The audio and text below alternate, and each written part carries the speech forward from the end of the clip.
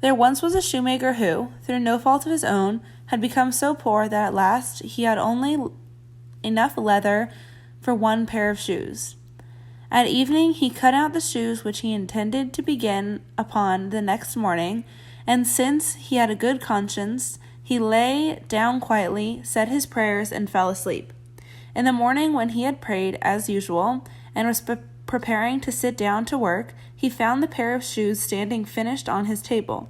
He was amazed, and could not understand it in the least. He took the shoes in his hand to examine them more closely.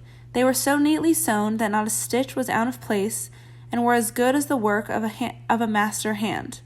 Soon after a purchaser came in, and he was much pleased with the shoes. He paid more than the ordinary price for them, so that the shoemaker was able to buy leather for 2 pairs with the money.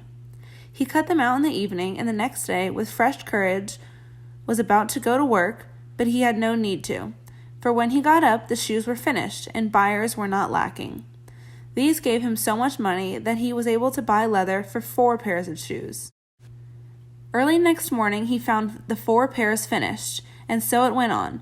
What he cut out evening was finished in the morning, so that he was soon again in comfortable circumstances, and became a well-to-do man. Now it happened one evening, not long before Christmas, when he had cut out shoes as usual, that he said to his wife, "How would it be if we were to sit up tonight to see who it was that lends us a hand at night?" The wife agreed, lighted a candle, and they hid themselves in the corner of the room behind the clothes which were hanging there. At midnight came 2 little naked men who sat down at the shoemaker's table, took up the cut-out work, and began with their tiny fingers to stitch, sew, and hammer so neatly and quickly that the shoemaker could not believe his eyes.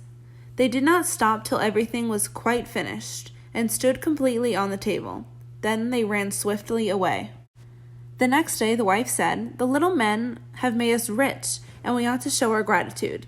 They run about with nothing on, and must freeze with cold. Now I will make them little shirts, coats, waistcoats, and hose, and will even knit them stout stockings, and you shall make them each a pair of shoes." The husband agreed, and at evening, when they had everything ready, they laid out the presents on the table, and hid themselves to see how the little men would behave. At midnight they came skipping in, and were about to set to work, but, instead of the leather ready cut out, they found the charming little clothes. At first they were surprised, then excessively delighted. With the greatest speed they put on and smoothed down the pretty clothes, singing, "Now we're dressed so fine and neat, why cobble more for others' feet?" Then they hopped and danced about, and leaped over chairs and tables, and out the door. Henceforward they came back no more, but the shoemaker fared well as long as he lived, and had good luck in all his undertakings.